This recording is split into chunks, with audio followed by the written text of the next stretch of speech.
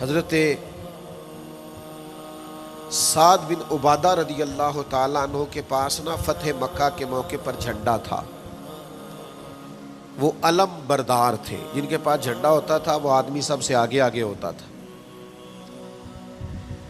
اب ایک وقت ایسا آیا کہ صورتحال اس طرح کی بن گئی کہ حضرت سعد بن عبادہ کو اس منصب سے ہٹایا جائے گا.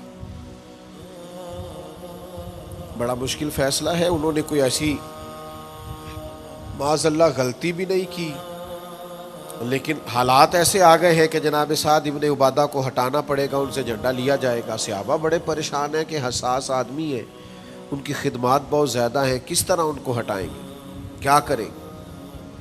نبی کریم کی بارگاہ میں عرض گزار ہے، یا رسول اللہ کیسے ہٹائیں حضرت سعد ابن عبادہ کو، اور کیفیات اور حالات بھی ایسے ہیں کہ ہٹانا بھی پڑے گا. آج کل نا بہت سارے لوگ کام تو کرتے ہیں پر دانا نہیں ہوتے.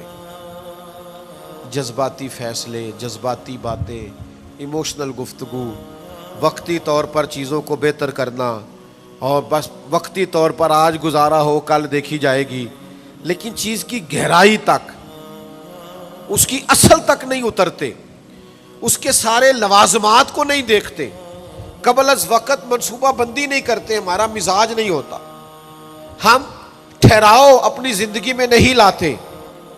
نبی پاک چونکہ اللہ کے رسول ہیں، ہر لمحہ حضور کا پیغمبر لگتا ہے.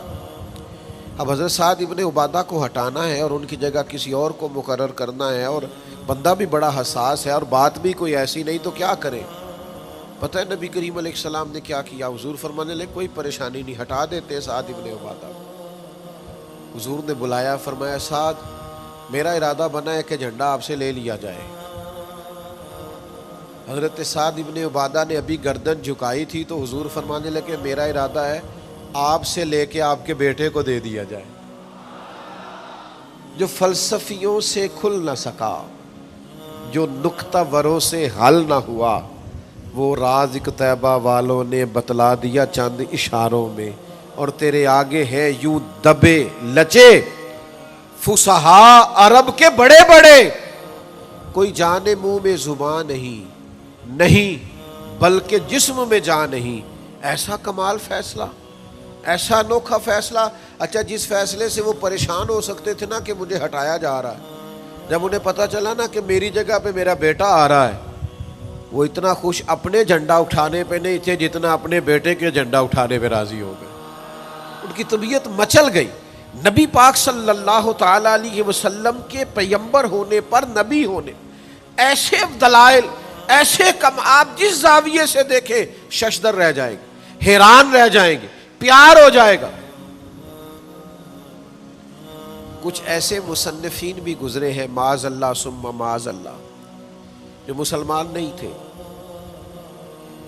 غیر تھے، کلمہ نہیں پڑھتے تھے، معاذ اللہ استغفر اللہ، نقل کفر نہ باشد، تنقید کی اینک لگا کے انہوں نے حضور کی سیرت کو پڑھا، لیکن اس نظر سے پڑھا پھر بھی مدینے والے کے غلام ہو گئے. یہ کہنے پر مجبور ہو گئے کہ نہ بھائی ایسا کوئی محبوب کہیں ہوگا نہ کہیں ہے، بیٹھا ہے چٹائی پہ مگر عرش نشیں ہے.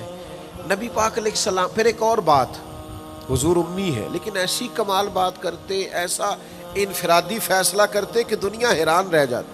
پھر جو عظمت کردار ہے نا، بلندی یہ کردار، مجھ سے ناراض نہ ہوئیے گا، بہت سارے لوگ ہیں جو باتیں بڑی زبردست کرتے ہیں، گفتگو میں کوئی ان سے جیت نہیں سکتا.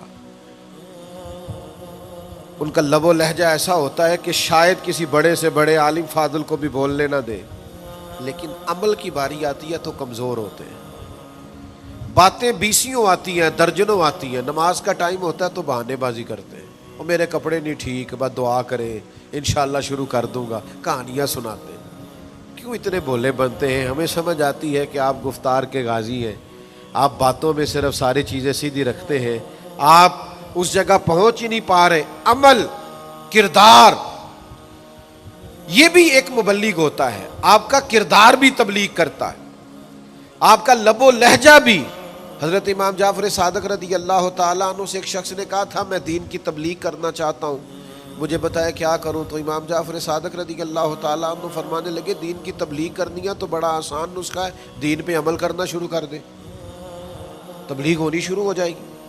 لیکن ہم نا عمل کی دنیا میں بڑے کمزور ہوتے ہیں، قربان جائیں۔ حضور علیہ الصلوۃ والسلام نے جس معاشرے میں آنکھ کھولی تھی وہ جہلاء کا معاشرہ تھا، ظلم تھا، ستم تھا، بربریت تھی۔ ان لوگوں کی سوچیں، ان کی باتیں، ان کا ظالمانہ مزاج بڑا انوکھا تھا، لیکن کمال کی بات ہے نا،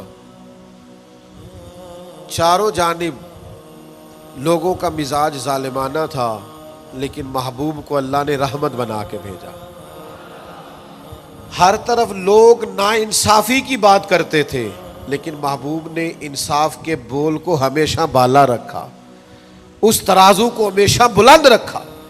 ہر طرف لوگ حق کھا جاتے تھے، لیکن محبوب نے فرمایا حق کھایا نہیں جائے گا، حق دلایا جائے گا۔